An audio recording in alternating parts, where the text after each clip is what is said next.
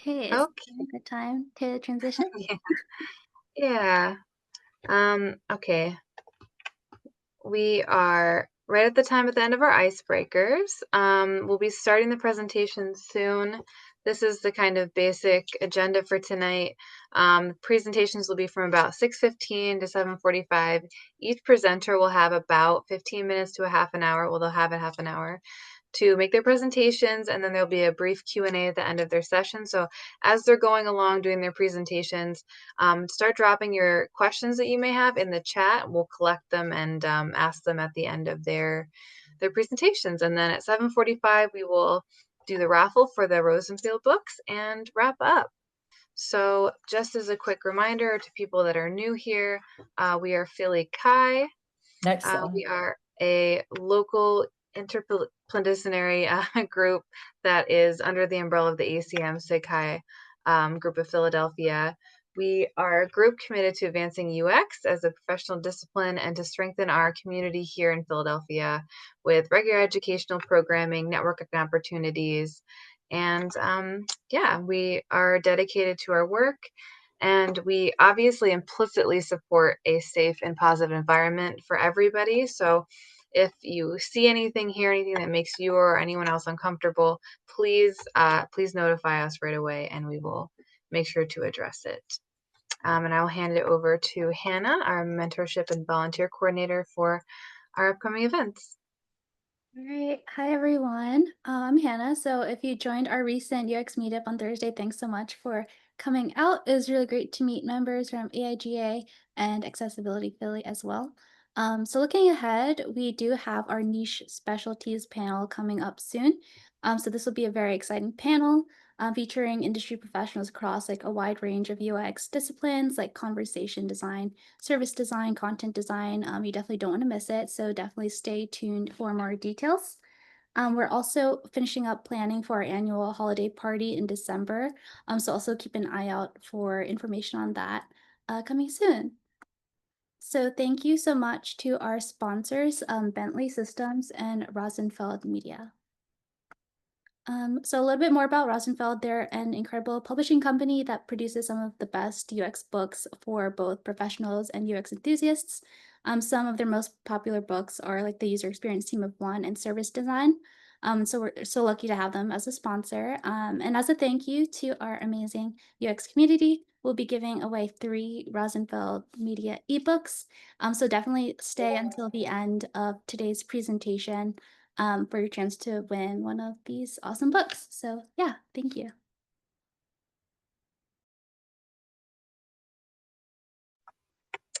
Okay, so we will get started with our first presentation. And I will hand it over to Eli.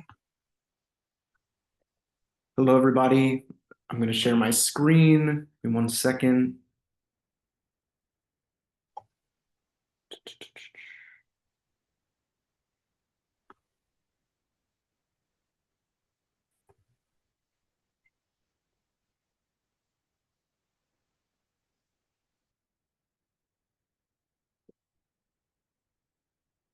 All right.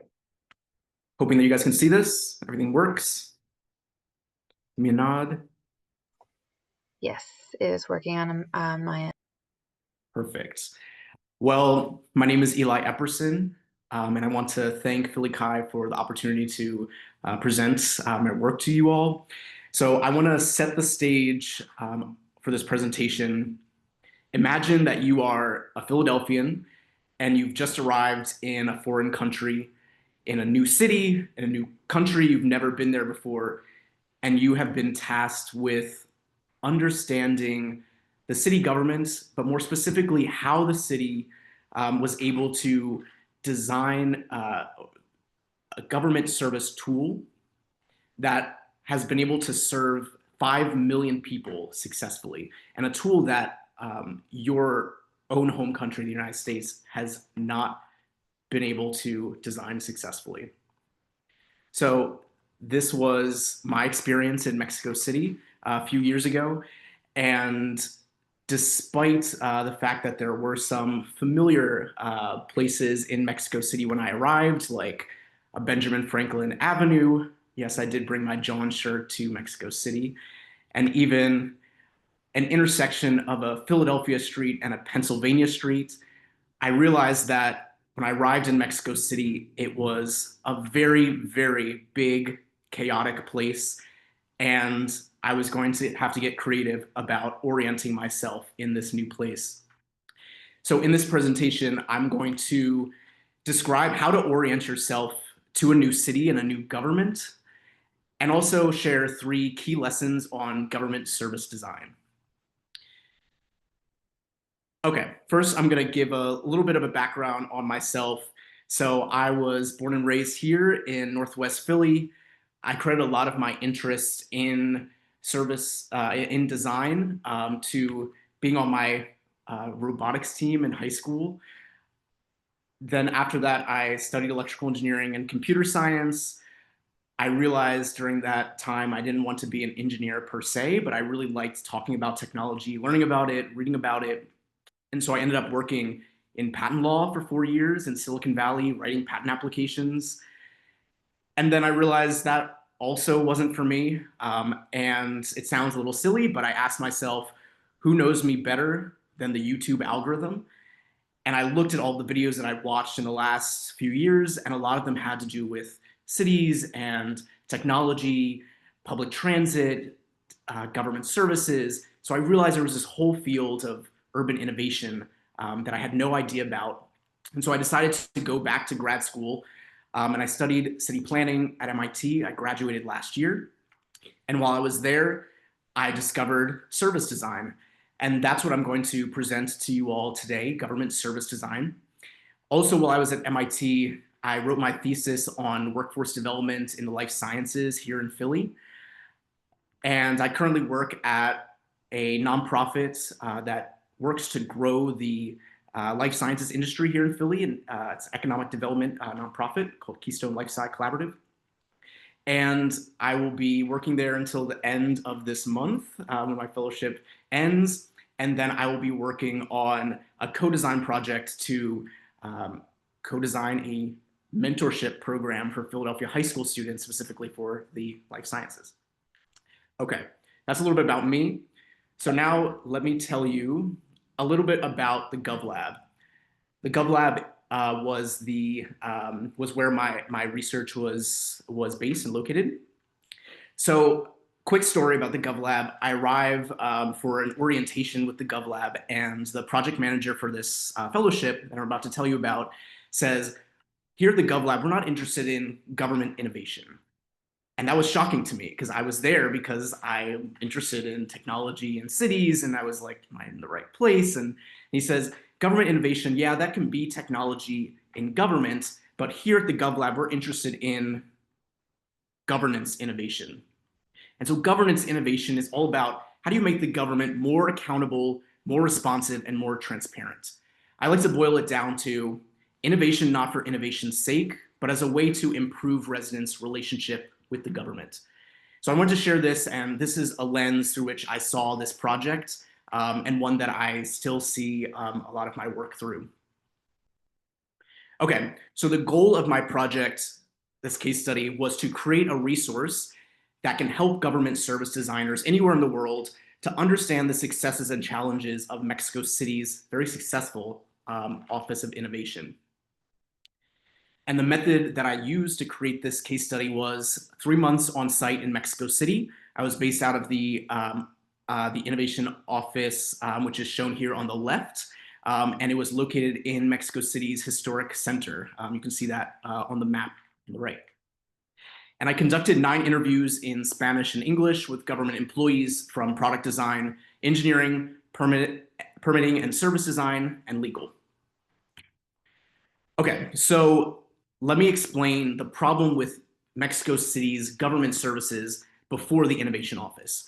It really boils down to time and money. So a lot of the services in the Mexico City government before the Innovation Office were in person. You have to apply in person. You also have to oftentimes fill out something on paper. So it can be very tedious, as you can imagine, especially if the lines are long, and oftentimes the lines are long. And so what is at risk? Well, your time, but also your money, because you might have to take off time from work, and that means you're losing money. But it also means that sometimes there are government bureaucrats who say, yeah, the line is long, but if you pay me, you can then skip the line. So there's some corruption here, and you're going to lose money in that sense too. So who is affected the most? It's really poor people living in Mexico City. So when you think about it, they have the most to lose in terms of their time and money. And so when the Digital Agency for Public Innovation, or ADIP, was founded, it was founded to make working with the government easier and faster, particularly for low-income residents in the city, and to do that by redesigning government services so that they are simpler. Those of you who follow Mexico City politics will recognize this figure on the left. That's Claudia Sheinbaum. She is the current president of Mexico. And at the time, when I was writing my case study, she was the mayor of Mexico City, and she was the founder of this office, ADIP. In the center is a little icon of this tool called Llave CDMX, which is Mexico City Key. And that is an online tool that residents can use to apply for government services using one username and one password. That was revolutionary. And on the right, this is Eduardo Clark. He was the architect of Mexico City Key and the protagonist of my case study. Okay, so how did I get from here to there? Here meaning this call for fellows from the GovLab to this step-by-step guide to how to redesign government services within the context of Mexico City's Innovation Office. So if you find yourself in this position, I recommend that you first create a diagram to understand the structure of the organization that you find yourself in. So this on the left is my day one sketch of ADIP's hierarchy. But hierarchy is not it. Hierarchy is not everything. It's important to understand internally and externally who's in charge, but part of that diagram should also include the values of the people, because the values will inform the design, right? Especially the values of the people who are higher up in the hierarchy. When you're diagramming and starting off, it's good to understand the workflow. I'll explain this a little bit later, but understand how things happen in what stages. You should also understand the bottlenecks. So who slows down the process for that workflow? This one is an interesting one. Proximity, actual physical proximity will tell you who talks to who on a regular basis, who is seeing each other, who has FaceTime. So this is something that you might also want to put into your diagram. And that might also inform the challenges. Who is talking to who? Maybe they work well together, and who is siloed from other people. Maybe you have challenges working together. So this is an important insight and way that you can diagram when you first start off. I don't have that diagram. It was a little sensitive to include here in my case study, but I do have a related method of analysis called power mapping. So on the right here, I have an example power map, and this is actually within the context of Philadelphia for a project related to partnering with the school district to create a program. So on the y-axis, you see here the levels of power that people have. The very top are the people who have the most power. So for example, the mayor, the Philadelphia City Council, they have the most power. On the bottom are those who have relatively little power. So for example, in the context of the school district, maybe it's teachers, support staff, librarians, students, children. And in the middle are those who have a little bit more power, and perhaps they have the ability to influence people in power, and that's what gives them the power that they have. So for example, a parent-teacher association. So making this power map of your organization will reveal really interesting dynamics, and it's something that you should do day one in government service design in a new role. Next, there's the workflow diagram. So I mentioned this a little bit earlier, but this is a step-by-step guide that I made for my case study of how Mexico City's Innovation Office thought about redesigning government services. Okay, so I made this, and then of course I had some other things, right? I had my bottlenecks that I had already thought about. So I added this to my workflow diagram. And I looked at this and I saw, okay, well, in step 4, at the very end of the process, this government agency is going to have some kind of simplification proposal, some way to make a government service easier. And they're going to have to negotiate that with some government entity, the one that owns that government service. So the bottleneck here is really the government entity. And so I went to Eduardo Clark, the leader of the innovation agency, and I said, so this happens in step 4, but maybe this is something that should happen in step 2. And he said, yes, and it does happen in step 2. Because if you talk to them early on, you understand where they're coming from, you understand who they work with, and you're able to make the process of redesigning government services easier. Okay, understanding the bottlenecks, you can understand the workflow a lot better.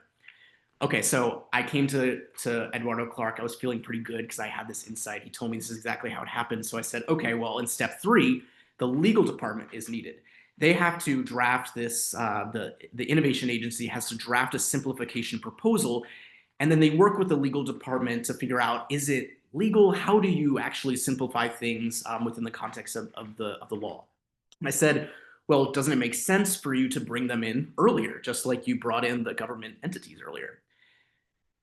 So while this was the right way to do things on the left, moving the government entities up to step 2, on the right, moving the legal department actually was not how Eduardo Clark did it. And by creating this workflow diagram, I was able to reveal this challenge that he had working with the legal department. And he explained it in a really interesting way. He's a service designer, right? And the legal department, they have a very different way of service design, of thinking about these things. From their standpoint, they want to craft laws that no one can break.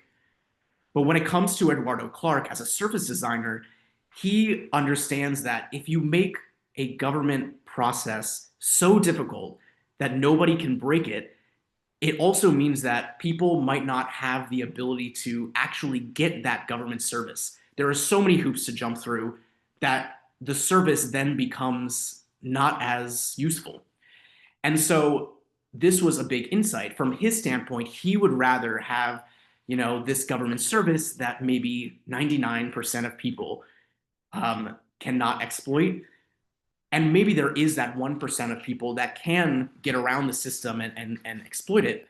But by making the barrier to getting that service easier, you're able to bring that service to 99% of the people in a really effective way. So this was a really interesting insight that came from this flow diagram, understanding the bottlenecks. Okay, now I want to talk about some lessons. So one of the lessons that I learned was that customer service is key to government work. So when you think about it, in the private sector, we have all of these different options of how to get a service. But when it comes to the governments, we work with one government. When it comes to applying for a license or applying for a business permit, we only have one option. And so having the bureaucrats, the people who work in the government, understand that this is a service that people need and can't go anywhere else to get is really important. And having them understand that good customer service will go a long way in the city government. This was a major insight, a major lesson. The next one is about trust. So I mentioned this hierarchy that I made on day 1, but it's important to understand that behind all of these blocks are actual real people. And if you want to get something done, you often have to build trust with these people wherever they are in the process. Okay, that might seem kind of obvious. So how do you actually build trust?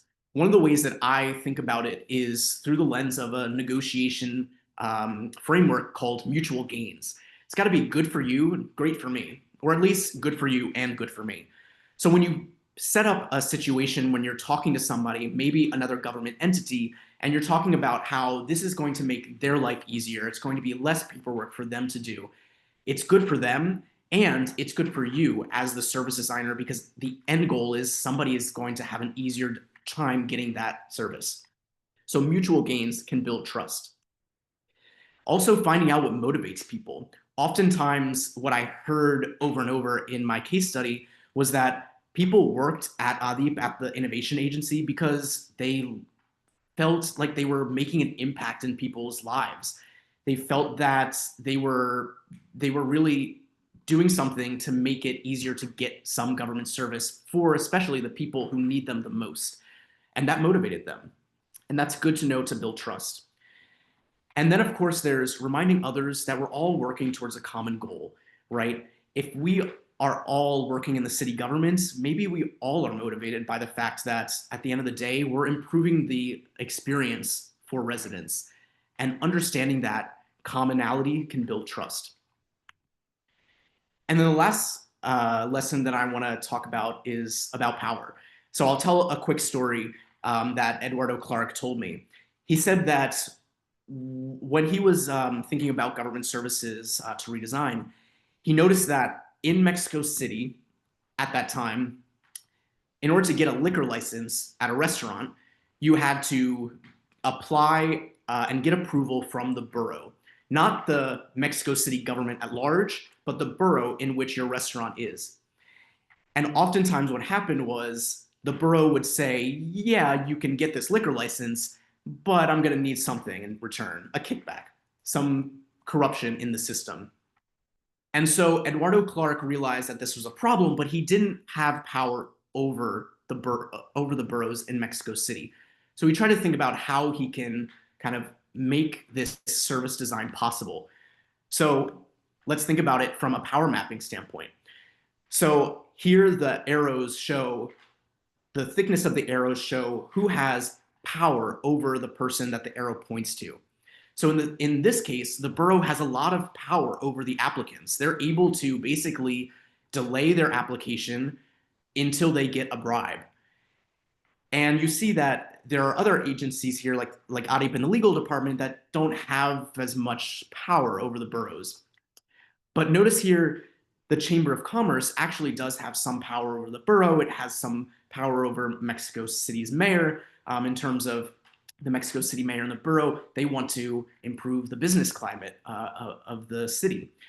And so what Eduardo Clark did was he went to the Chamber of Commerce for the restaurants and he said, hey, look, if we are able to redesign this government service, we could potentially increase the benefits for the restaurants and strengthen the economy around the restaurant industry.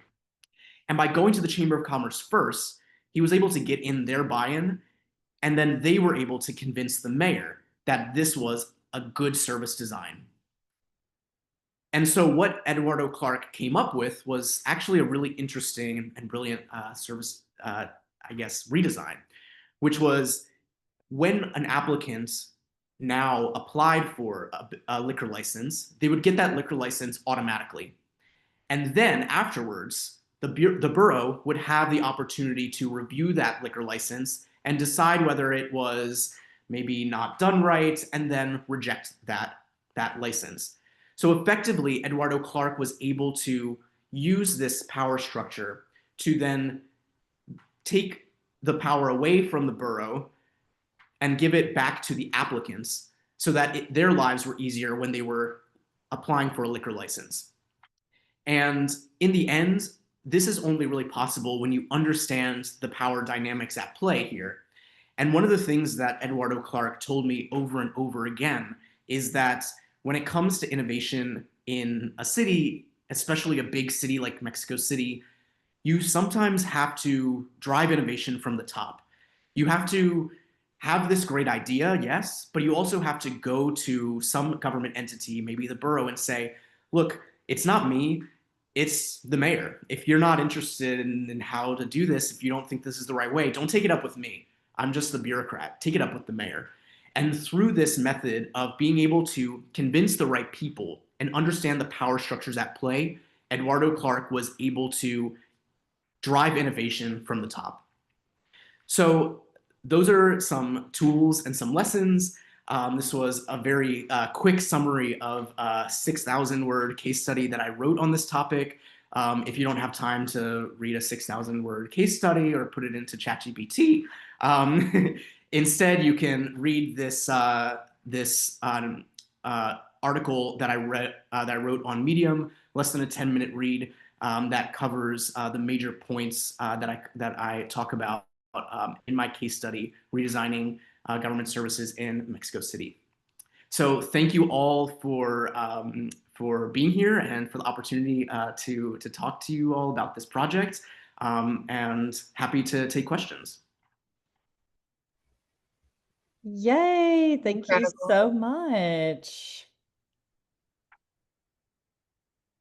We have a couple of questions, but please sound off now. Here. They're coming in. Oh yeah, like if you could pop a link in there to the Medium article, Eli, if you have that handy. Yeah, that's a great idea. So Yes. let me find the chat. I guess I have to stop sharing.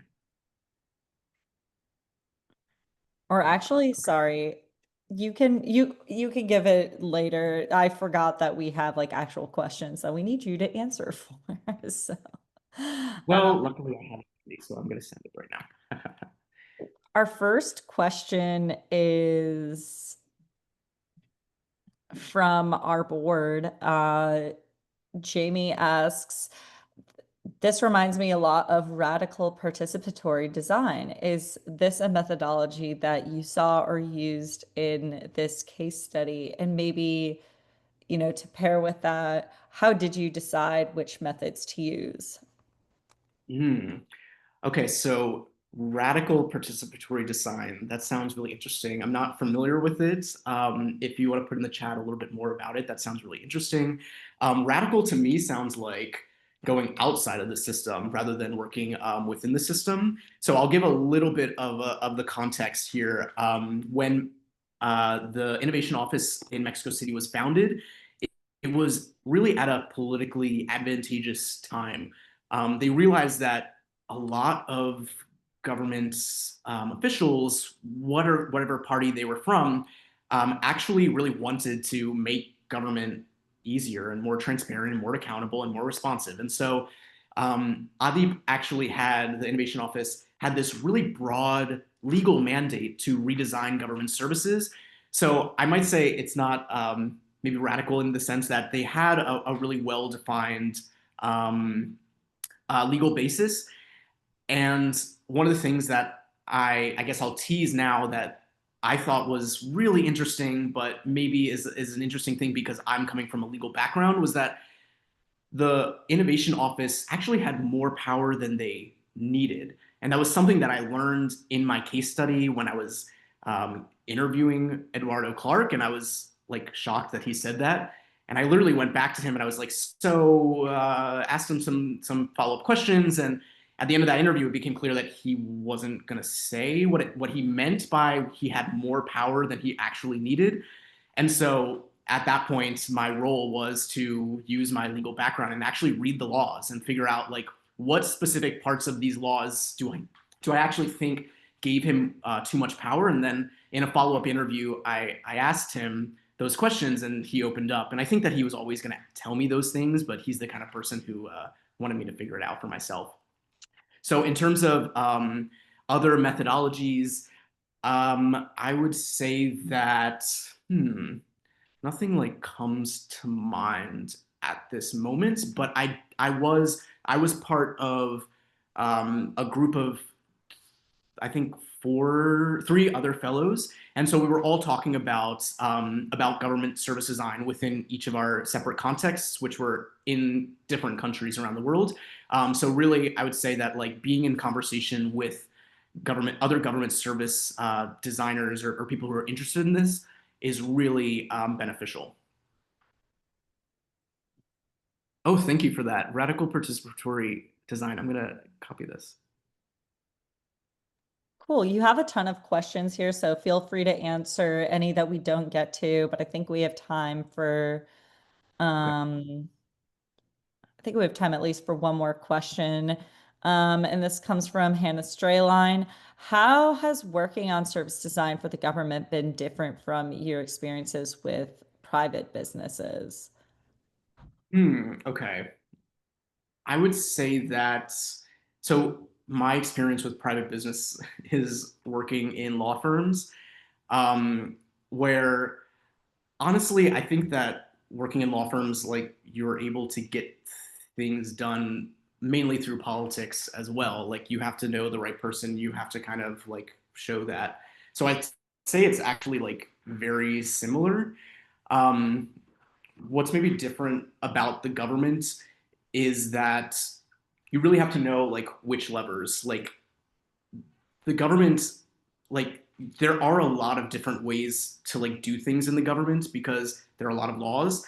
And so it's not really like a clean cut thing like where you go to HR in your department and it's like, oh well, this is the company's policy, that's it. There's a lot of creative things that you can do within the government, especially when you like understand the power structure and are able to bring people into that process from other parts of the government. So if you are like interested in government service design, I definitely recommend kind of like talking to people and seeing like how do they work with other parts of the government, because that will often inform like um, I guess just like their mindsets and how creative you can really be.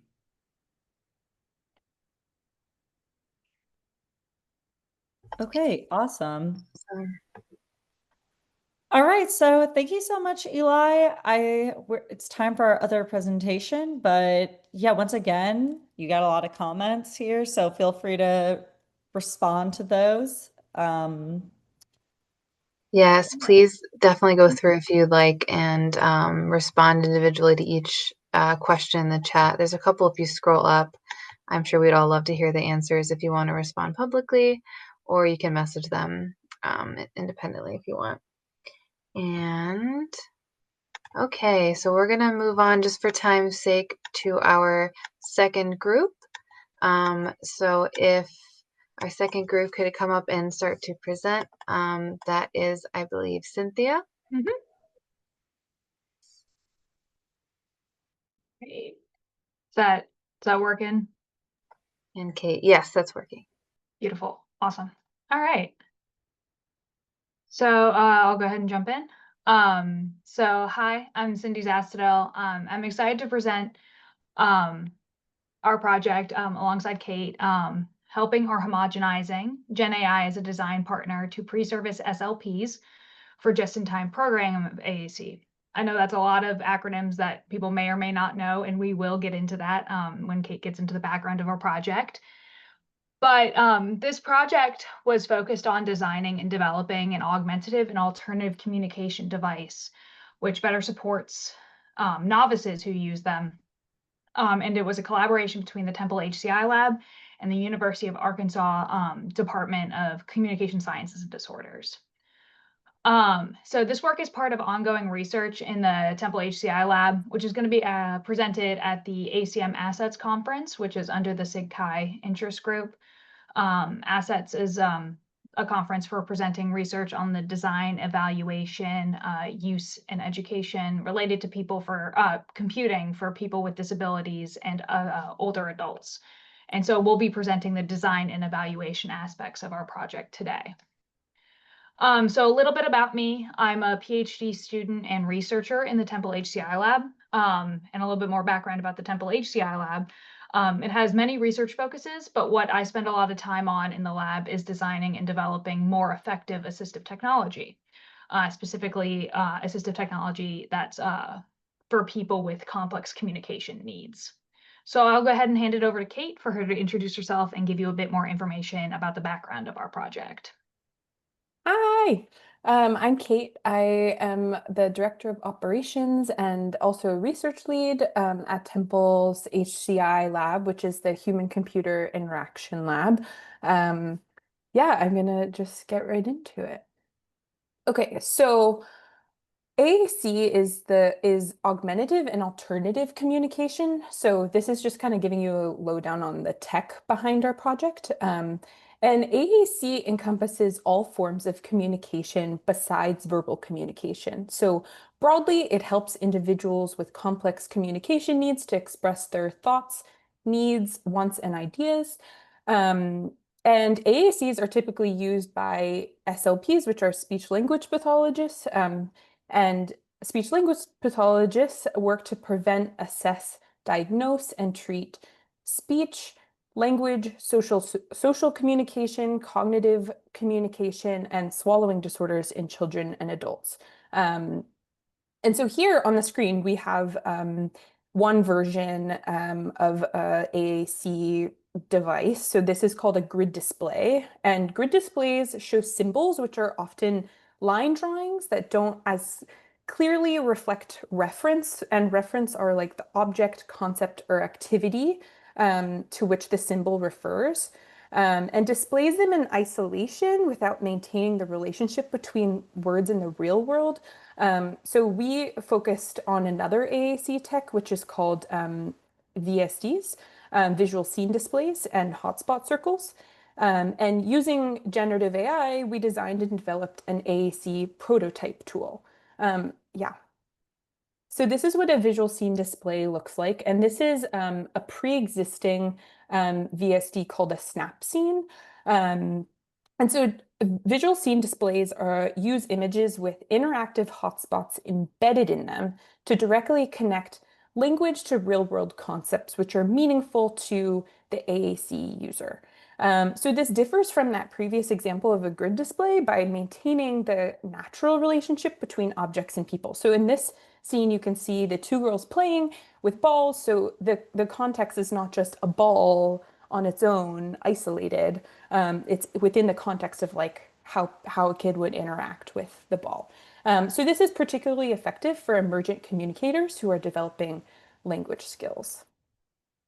And so here's an example of, yeah, the children playing, and when the cursor is over the yellow ball, the text says ball, and then when the cursor is over the two girls, the text says play. Okay, so some benefits of visual scene displays. They're concrete context-based representations of language, so they embed the communication options within familiar contexts that the user recognizes. They also preserve the relationships between people and objects, so they maintain these kind of natural relationships between people, objects, and activities from real life. And then lastly, they reduce cognitive demands of AAC by aligning with the natural visual processing of scenes. So this just reduces the cognitive load since language is visually anchored in these meaningful scenes. Some barriers to VSD use is that expertise is needed to effectively configure visual scene displays. So configuration requires specialized knowledge about language development and AAC principles, which is common for like speech language pathologists and clinicians to have, whereas communication partners outside of clinical settings like parents, teachers, and caregivers, these people often lack the necessary expertise needed for configuring this tech. So the manual configuration requires frequent updates as well to remain relevant for their users' communication needs as kids grow up and their language use gets more complex and their communication needs evolve. The tech doesn't really evolve with the kids. And then just in time, configuration approaches require significant knowledge about how and when to program visual scene displays and takes time away from the interaction. So the users may miss communication opportunities while configuring the device. And then the communication partners may also feel pressured or overwhelmed by the dual demands of focusing on the user and then also having to configure the VSD. So how does generative AI fit into this? Generative AI seems super promising in the space of AAC. So this is an example of Compa, and it's for adult AAC users and is used directly by people who use AAC or by like high-level like speech language pathologists or clinicians.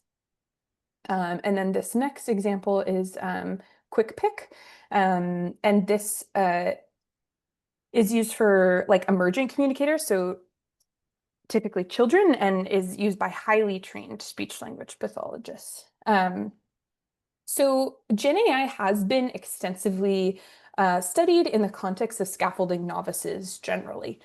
So like in programming education, to help novice coders understand complex concepts, or more relevantly to some of you, it has been studied in how it aids visual design and user experience design to suggest layout improvements or color schemes and generate wireframes or user flows. So we were interested in the capabilities and risks of GenAI in the context of scaffolding novice speech-language pathologists in complex tasks like configuring visual scene displays. And so, yeah, we have this example of using AI for highly trained practitioners and speech-language pathologists, but we wanted to understand in this project how we could support novices in a similar context. So our research questions were, how can generative AI be used to help untrained communication partners? And are there unintended effects of using GenAI in visual scene displays? So from these research questions, we came up with 3 different design goals. The first design goal is to reduce the barriers of configuring VSDs. The second design goal is to make it easy to integrate VSD users' linguistic abilities and interests. And then the third design goal is to minimize changes to the VSD user's interface. Yeah. So at this point, I'd like to show a little bit of a demo of the system that we designed and developed that leverages GenAI to kind of scaffold this process for novices, as Kate described. So once a user uploads a photo, like you can see on the right here, it gets sent to OpenAI's GPT-4o model to automatically generate candidate hotspots, as which are displayed on the bottom. These hotspots can be edited and changed to be more personally relevant. So, for example, renaming the hotspot that says boy to Sam, and the one that said girl to Kara to kind of connect it to like the real life. And then you can also use them as is. So truck gets used as is here. Same with shovel and sand, all things that are relevant to the activities being done in these photos. You can also just delete and not use them, and you can also add in additional hotspots if you'd like being shown here. The other shovel is called the hotspot's digging to kind of say that there's an activity going on. These hotspots would then get showed to typically a child who's using them, and they're interactable. They can tap on them and they'll say what the hotspot is out loud, and they can say, I would like to play with the truck, or, I want to play with my friend, Kara, or anything like that. Those are related to those words that are embedded in the image. So to understand our research questions, which again were, how can generative AI be used to help untrained communication partners? And are there unintended effects of using generative AI in visual scene displays? We worked with 16 pre-service SLPs who are studying communication sciences and disorders with the intent to become licensed speech-language pathologists. They also had some clinical experience. Were largely unfamiliar with the configuration of VSDs and had never used either application included in our study. So we did a within subjects study design where we had an experimental condition. So our study was the experimental condition was having participants configure 2 VSDs with our prototype. And then the control condition was having participants configure 2 VSDs using a state-of-the-art VSD application that we showed earlier, Toby Dynabox's Snapscene. So what's really the difference between these 2 prototypes is the automation part shown in this experimental condition on that bottom row, where those are automatically populated once an image is uploaded to our application. In Snapscene, you can capture an image in real time, but you are fully manually configuring those hotspots. So you're manually circling each ball, each participant in the activity, things like that. So to begin, we since participants were largely unfamiliar with VSDs as an AAC intervention and device, we provided them with information about how VSDs are used, how images are selected for them, what functions hotspots perform, where how information gets integrated into them. Then participants configured a total of 4 VSDs. We changed the order of the software they used and what images they were using for configuring VSDs to make sure that they weren't being biased in any way with which software they were using. And then we also collected screen recordings of the VSD configuration process. And they also filled out a post questionnaire that kind of just talked about their experiences making VSDs with both applications. When participants were creating VSDs, we provided them with detailed case studies to inform their VSD configuration. These case studies are common in the AAC field, and they provide important context about AAC users' communication abilities, their needs, their interests.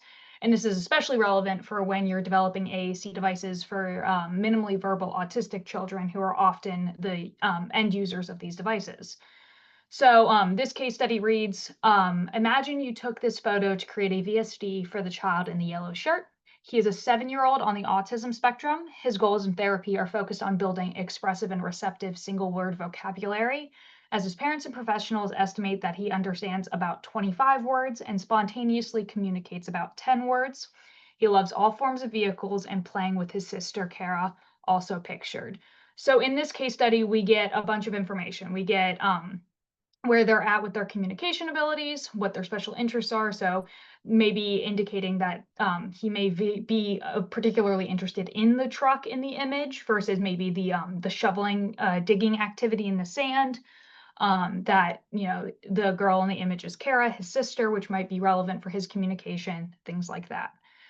So through doing all of this, we got some promising results. We found that participants, when using our prototype, they configured VSDs faster. So just from start to finish, from the screen recordings and the logging, we found that they were much faster in their VSD configuration. And we also found that they were significantly more confident in doing so. So when they filled out those post questionnaires, they indicated they felt more confident in their VSDs that they made with the prototype versus with Snapseed. And this confidence bit is really, really important in AAC use, but also in just technology adoption in general, where if people are more confident using a piece of tech or a solution to something, they're going to continue to use it and be less likely to abandon it. However, we did find that a majority of the time, participants used these generated hotspots often and without editing them. So around 62% of the time, they were just used as is. And participants were relying heavily on those generated hotspots when configuring VSDs. So about 77% of all hotspots used in VSDs created with our prototype were generated. Additionally, we found that VSDs participants configured with generative AI assistance tended to be more homogeneous. And so when we talk about homogeneity in this context, we are talking about the similarity of the hotspots used across VSDs. And we were interested in homogeneity as a measure in our research because we wanted to know if people were more or less creative with the scaffolding as a result. So kind of, getting at the big takeaways from our work, generative AI assistants may make VSDs more accessible to communication partners and AAC users.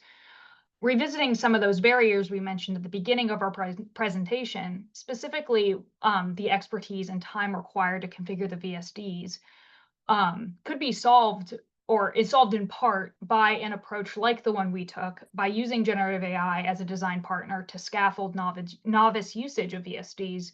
We can address some of those training deficits and logistical barriers to using VSDs and maybe even increase adoption rates of this tech through using it more at home with like a child's parent or siblings, or using it more with their teachers or untrained communication partners. But the over-reliance and increased homogeneity we observed may also negatively impact AAC usage. So participants tended to accept generative AI suggestions with little to no modifications. As a result, we saw VSDs which tended to be more similar to each other, more homogeneous. This is a problem because if the goal of using VSDs and AAC more broadly is to expand communication and develop communicative skills, it's problematic if integrating generative AI or really any kind of automated scaffolding into a VSD or an AAC device inadvertently limits it.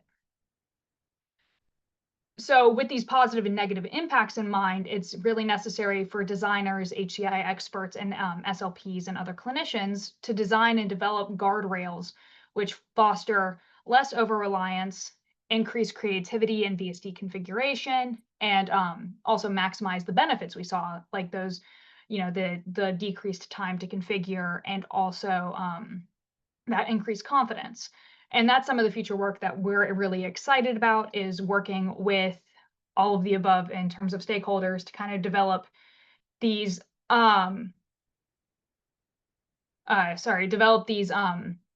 these kinds of guardrails which can integrate generative AI in a more cautious way, but still maintaining those benefits.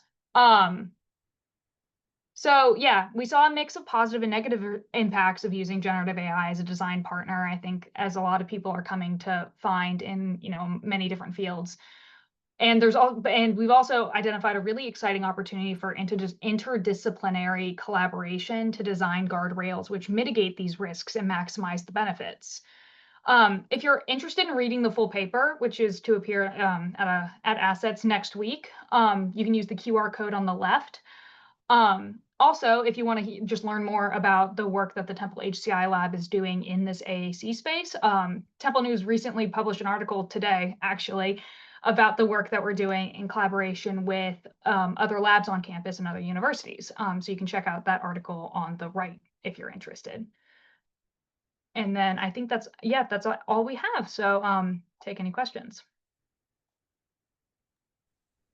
Perfect. Thank you so much, Cindy and Kate. This is awesome. Like, love to see AI doing something awesome, because a lot of it is slop these days. That is not PhillyCHI's opinion. That's just my personal opinion. But first question comes from Samartha, which I might have you reiterate if needed. Where do you get the information from, and how do you determine when new information needs to be manually added? Yeah, that's a fantastic question. So if I go back to I'll leave the QR codes up, but if we recall that case study I talked about a little bit earlier, there's a lot of information that goes into programming these AAC devices, and that's kind of one of the hardest bits, is knowing what information is important. So information about the kind of linguistic abilities or communicative abilities of the AAC users is really important, knowing what language they're more likely to want to use and able to use effectively. If they have any special interests, or if they are particularly interested in some topic, or even like if it's a picture of their friend or an activity they did, making sure it's personally relevant. And really that manual piece is just taking in each individual image and making sure it's personally relevant. And also, as communicative abilities and linguistic abilities develop, integrating that new information kind of constantly. That's so unique. Like, I've never seen a project like this. I work in fintech, so like I'm never around this kind of stuff. So very intriguing. Our next question comes from Dan, who, fun facts, sister is an SLP and had done some adjacent work with something called Quick Pick AAC. That's just the comment. But the question he has is, do you have any thoughts about what kind of guardrails might be added to mitigate the flattening and homogeneity of the content created? Yeah, absolutely. I think one of the big ones, and we haven't done a ton of exploration into what this would necessarily entail, but adding a self-reflection bit, if it's even just like a prompt right before you finish, before you say I'm done creating the VSD, reflecting on saying, like, is there anything else that might be particularly useful for this particular user, or something like that? Are there any interests that you didn't incorporate here? Because and this is something I didn't have time to get into, but our prompt is very generic. Our prompt is, get the kind of surface level things that might be really useful, like, oh, they're playing in the sand, or, there's a truck in the image that they might be useful. That personally relevant bit comes from the knowledge that the communication partners have. We can't automate that. that knowledge is constantly evolving, and it's, you know, the unique knowledge set of parents that are talking to their kids, or friends that are talking to their other friends, and same with like speech language pathologists. They have very unique knowledge about what's relevant to the AAC user. So kind of making sure we reflect on, like, adding that reflection bit in, and to say, like, making it not generic. That's awesome. Hope that answered your guys'. Oh, Dan saying cool, thanks. So it sounds like you did answer the question. Yeah, we have time for one more question, guys. If you want to get it in right now. Come off mic. You can come off mic too. We don't have to make it super formal. I have a question again. What are like the next steps that you see with this project, or things that other than adding in the prompts to help the creativity? Yeah. So there's other guardrails that we've thought about, which are maybe like there's like best practices that come from just having experience in using visual scene displays and programming AAC devices. So if there's ways that we could integrate that into our system as like, I don't know, as I guess very much as guardrails to say, like, hey, maybe this is too many hotspots, or hey, just keep an eye on like the overlapping or things like that to make sure they're not too visually overstimulating. We're also starting to think about how we can use this in combination, like with the actual end users, where they can help program them themselves. And, you know, have like kids say what, like take pictures of what they're really interested in, and then like it can be very specific to their interests.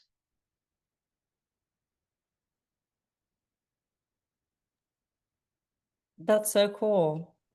Well, good luck with your presentation. What did you say was tomorrow? Next week, not Next week. tomorrow. Well, hopefully this was a good prep for that. Thanks again. All right, I'm going to pass it over to our next presenters via Jamie. Via me. Presenter. Yeah, great job, guys, and I think you're gonna nail it out of the park. But our next presenter, if you'd like to go up, go ahead, Tejas. Okay, cool. I'm just gonna need someone to confirm they could see the screen. Yes. Cool. Let's see. Perfect. Okay, so hi, my name's Tejas. I'm gonna be walking you guys through a case study I did at a previous company for developing an agent interface to handle both gas and electric emergency calls. Okay, so yeah, about me. I graduated from Talent School of Art, Temple. I know a lot of you guys are from Temple, so it's super cool to see some familiar faces. I interned and worked at a company called PPL Electric as a UX UI designer. And in that, I developed a love for end-to-end design and scalable design systems. Now I work at the company as a product designer, and I'm consulting for Comcast right now. So to kind of place, you know, this case study, this was about the in-between of me still working at PPL Electric, but getting my first full feature, and it was actually a really big one. So I have a lot of love for it. Yeah, the ask for this was my company was acquiring a different utility company, and they manage both gas and electric emergencies. During the time, like my company only handled electric, and so we had no process or standard for any kind of gas emergency. Now, on top of that, the system wasn't intuitive, the branding was completely outdated, and there were a lot of times where like agents were having emergency calls and they were having to manually write out notes for the emergency. So I was tasked to develop a new interface that had a completely different new look and feel, well, that handled both gas and electric emergencies. And there was a big emphasis on the system to reduce the overall call handling time between the agent and the customer calling.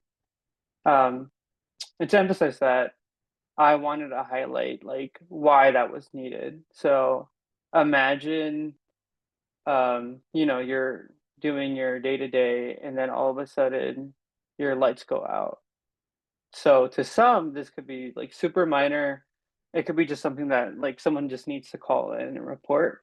But for others, imagine if, to call, they're paying for minutes on their phone. And so every minute counts to when they're reporting that emergency. What if someone was having to deal with this at night, and they were charging their phone and their phone was on 1%, and they were calling in and they were having to deal with this IVR system that wasn't cooperating with them. Maybe a light was shut off and they fell and hurt themselves and they needed medical attention. And on top of that, like we were also accounting for gas. So what if there was a gas leak and they were suspecting something and they were calling, but all of a sudden they inhaled too much gas. So we were kind of dealing with this big task of like trying to tackle all these problems while also making sure that the system had a good look and feel for the agents. So the first part of the project was creating a journey map that would walk through the process of the customer calling in the agent. So we mapped out the entirety of the interaction the customer had calling in, reporting their emergency to the IVR, and ultimately connecting to an agent, and then what the agent would see depending on the type of emergency the customer was calling for. So this was something that we already had, and we just kind of like mapped it out. But from there, we had to build something for gas. So we had to talk to these stakeholders that were on the gas utility side. And we basically had to map out all these gas emergencies and verify like the accuracy of what we were mapping. And we wanted to make sure that we encountered all these different kinds of scenarios that would potentially happen. But then from this, we basically had to take these two gigantic journey maps and make it into one. So from there, we built a process for handling customer interaction for both gas and electric emergencies. We kind of identify where areas where we could make things more efficient while we were still accounting for both gas and electric. We kind of had to map out all these different kinds of interactions that can range from, our own customers like PPL to bystanders and spouses. And so it was a lot of different kinds of emergency that we were mapping and what the agents would have to say to these customers. And obviously, like, I can't really show too much of the process, but to give you guys an example, I kind of had a scenario that I outlined that was like one of the many. And so, like, say an agent calls, right? And then we just have to see if the system authenticates the user. So if the system authenticates the user, then we can have the customer's profile right there. We can talk to the customer and we can confirm their address.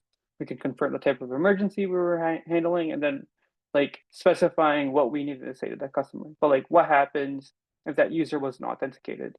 Like, say that person that was calling in was a spouse, like the wife of the person that was paying the bill. Or we're like, when I was doing this, I was in college, and my first example was, say you have college students that had to deal with an electric utility emergency, and only one person was, so the person that had their name on the bill, and then the other three didn't. And so if that happened, then we had to encounter like what happens when we have to manually enter this customer or like this person in, capture that caller's information, and then document what's happening. So that's just one of the many scenarios we kind of had to deal with. And then on top of that, I don't know how many of you guys are visual people, but this was what we were working with, and we kind of hated it. So this was what the current state tool looked like. It was extremely outdated. It wasn't cohesive with the rest of this suite of agent interface tools that PPL had built. So the caveat was like developers were building these like environments without designers. So there was no kind of rhyme or reason to like what they were building. They were just rapidly iterating. And so while we were building out this new process, we also had to update what the interface looked like, and how that would match the rest of the suite. And this lady that all of you guys see, she was on every single screen that was in that interface. So anything that the agent was looking at, this girl was staring right back. And by the end of this process, all I saw was this meme whenever I looked at her face. And we gladly ditched her. So that is the one thing I'm very proud of. And I think all the agents also thanked us for getting rid of her. So yeah, from like what you guys saw with the interface, we had to evaluate what the current state looked like, and then we had to define the meaning behind the system that was developed in place. So since the developers were the ones creating the look and feel of the suite of tools, there was no documentation behind their decisions. So walking in, we had to move around their QA environment to bring meaning to their pre-existing design patterns. And then on top of that, this design system would be part of a suite of design systems that we were developing for different environments in the company. So it was very important for us to build it in a way where, like, if another designer came in, it could be something that was easily accessible and in a way that like we could just plug and play, right? So defining the developer's decision making was a very tall task. We essentially became detectives and we had to go through the system code and we had to try to document the pattern that was put into place with the documentation. So we had to define the color and how it was used during the components. There was a huge array of colors that they used through the suite of tools, but there was not a lot of consistency on how these colors were used. So because of that, we had to be mindful about how the color was being used and when it came to designing the new tool. For example, with the buttons with color. So before they didn't have like a very consistent button system. So we had to evaluate all the button states and we had to make sure there was a consistent trend throughout all the designs. We had to examine the code in their test environment to flesh out the typography and assign our own system when it came to sizes of headers and body copy because there was no such thing as H1B1 at all. So we had to kind of build it from scratch. And then while we were also looking at the code, we had to establish the types of spacing between different sections of components. So fortunately, I would regularly check in with contacts in the development side to ensure that the components were being built and defined correctly in their current state system. The last thing we wanted was it to be more inconsistent than it already was. And then this was all compiled together, but basically in the Figma file, we would have a page that would have one component, and then each variant component had different documentation. That was kind of our source of truth. So we would kind of have the variant there, the spec sheet, accessibility, and we were building all of this while we were getting pressured by, our stakeholders to kind of develop this tool and do it as quick as we could because it was like an emergency tool. So that's why we had to have these like weekly cadences, because we wanted to stay aligned about all the business requirements that were necessary with the tool, but also a space to regularly check in and show designs that we were making weekly. There were so many hands in the pot, and we decided over communicating would help alleviate a lot of concern our stakeholders had with the designs and make sure that we were doing our job, But it was kind of like this organizational hierarchy of like me, the designer, and the manager, and then we were kind of managing a wide array of stakeholders, ranging from like the analysts to business people to developers. Monthly, we would check in with the product managers and POs to ensure that we were, doing everything on track. And that, you know, that meant a lot of designing. So while we were having these weekly check-ins, we began iterating designs. And so we started at lo-fi, which is kind of like what you're seeing in the left-hand side. And then we eventually got to a point where we were kind of happy and doing hi-fi. So it went from something that was there. The left-hand side was the previous state. And then we made it into something a little bit more simpler. We got rid of the picture of the sales lady, thank God. But then, we also established color and simplicity into the design to make sure that we were streamlining the process so that the agent could kind of get through all these screens as quick as they could. And so some of the key differences was we established required fields to ensure that the agents weren't just leaving all the notes in the comment box. So that's what they were doing. So because they didn't have any required fields, anything that they were saying or anything that the customer was saying, it was going into a comment. And it made it really hard when it went from the PPL electric to an emergency responder, right? And so we tried to make it as efficient as possible so that when we were handing off this as a block of text, emergency responder could immediately take it, and run with it. And so we presented our final iteration of the interface to our key stakeholders that sponsored the development of this new interface to get one final approval before handing it off to our developers to build out the system. We received complete buy-in on these screens, and so we were ready to get them developed. And you would think that's kind of the end, but obviously that wasn't the end, because once we handed off the files to our developers, and I'm sure fellow UX people will relate, the developers kind of found it and they exercised their own creative freedom to the final screens.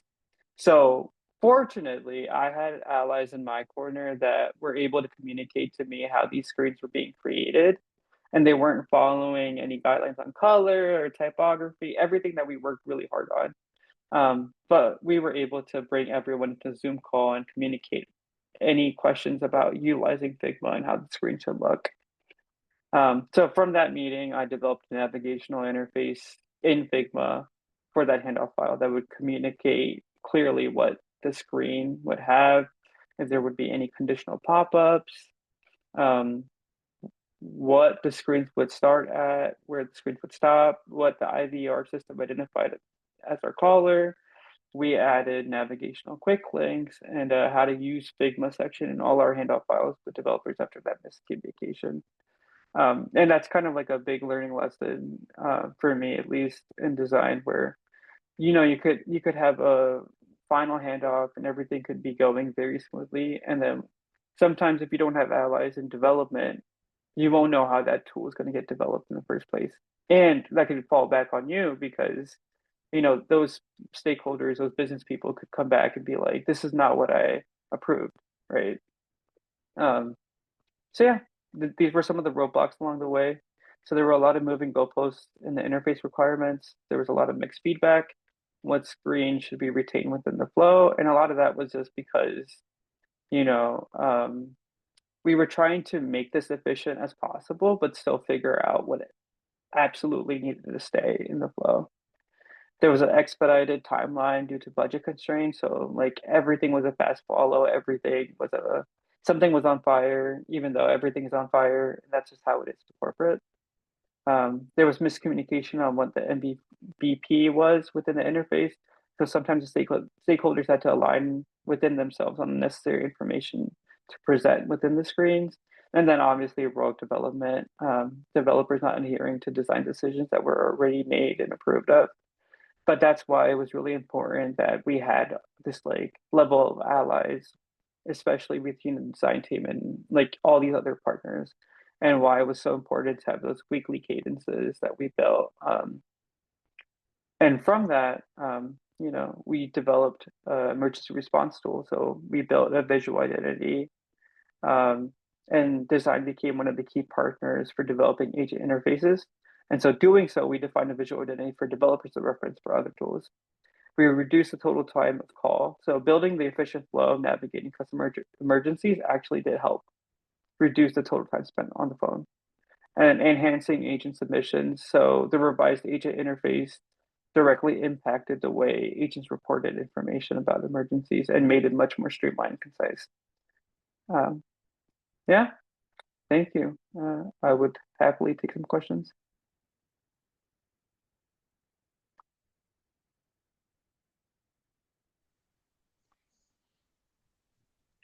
Okay, yay. Thank you so much, Tejas. Like, that is crazy. I'm so glad they put that lady to rest.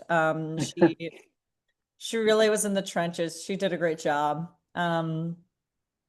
Super awesome. So we have a few questions here, starting with Melanie. If you could go back in time and do one thing differently, what would it be? And in reference to your project, of course, like not Yeah. in general.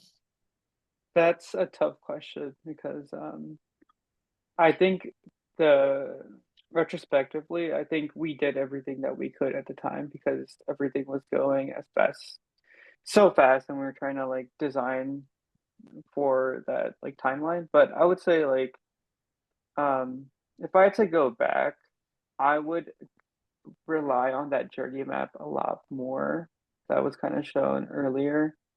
Like this was something that was approved, with stakeholders. This was something that like they all agreed upon. It was kind of like the source of truth. And sometimes there were like conversations that were happening where we were going away from this, and instead of like just pointing at this and going like, look, this is what you said, this is what you agreed, we had to do a lot of back and forth and delegation. And so if I had to do one thing over again, I would definitely reference the journey map a lot more. And I was just going to say the next question. Well, I think this one might kind of go hand in hand from Nadia. Who created the scope of work? Was that something that, you just happened to get involved in, or was it just like passed down to you? Yeah, so the way it worked for us was we kind of worked with our project managers at the time to build out a brief, and that brief had like a scope of work, and we would bring that scope of work to the stakeholders, and we would basically go like, this is what we think we can do, this is not in scope, do you agree, yes or no? And there was something that initially in the beginning it was agreed upon, right? But I think I'm sure everyone that has ever done UX knows scope creep is very, very likely to happen in big features. So even though we had this agreed upon brief that we kind of built together, um, there was a lot of scope creep that happened here and there. Yeah, definitely been victim to that one. I'm sure many can attest to that. You do everything in your power to not have that happen, and it still happens. So from our board here, Hannah's asking, did you use any other like design resources for conversational design when redesigning IVR? Yeah, we had like so we actually did have an IVR team that we worked with. And we kind of used them as sorts of truth onto what was happening in the back end before we designed anything. So they use Azure to develop their IVR system.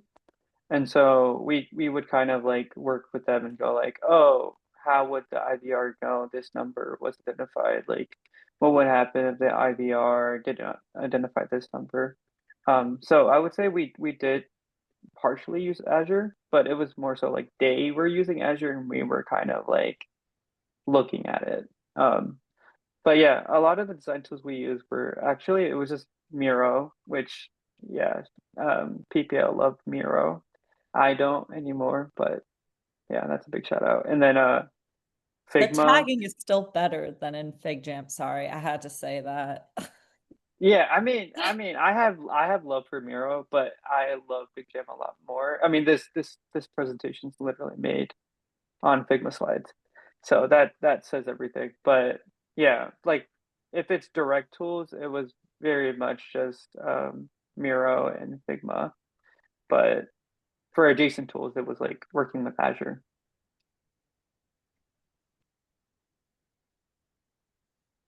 Awesome.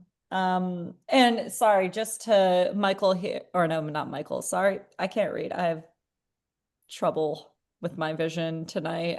Matt C here is asking about who you like teamed up with to create this journey map. How was that effort done, and what types of people were involved in?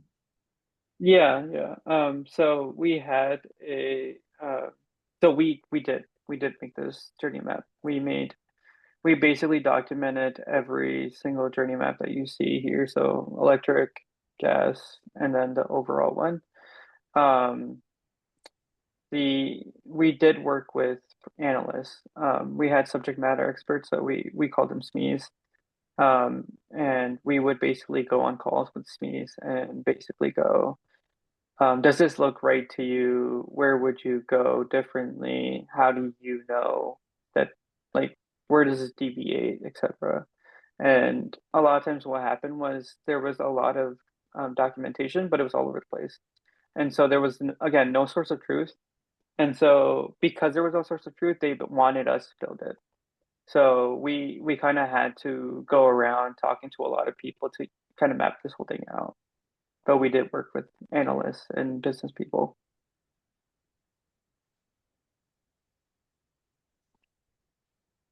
All right, awesome. Yeah, okay, I think that's it, unless anyone wants to go off mic now, ask their question. We'll sneak one right in. Thank you so much, Tejas. This was so cool to see. Thanks to everyone else as well. Gonna give a moment here for the spontaneous question asker. Going once. Well, less a question and more just like, I'm still not over it. I cannot believe they didn't let you QA the design. It just, that, like, it just makes me want to cry. That's all.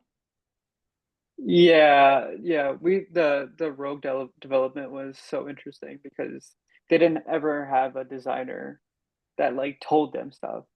And so they were just like looking at stuff and they were like, I don't know what this color is, but this looks good enough. And they were like looking at the color gradient and just picking out a color. Um, and it was because that team was just built of developers. So they didn't even have any kind of cadence for it. And I put my foot down pretty quick. And I was just like, no, that can't happen. But yeah, I can't believe it either. Yeah, that's wild. Okay, well, that's good. I guess you answered Margot's question as well. She had another question. So two for one. But it's that time of the evening where we do the raffles and closing announcements. So passing it over. Amazing. Okay, so yes, it is in fact raffle time. So I do have the randomly selected winners. I'm just confirming that they are still here with us. All right. Yes, they are. All right.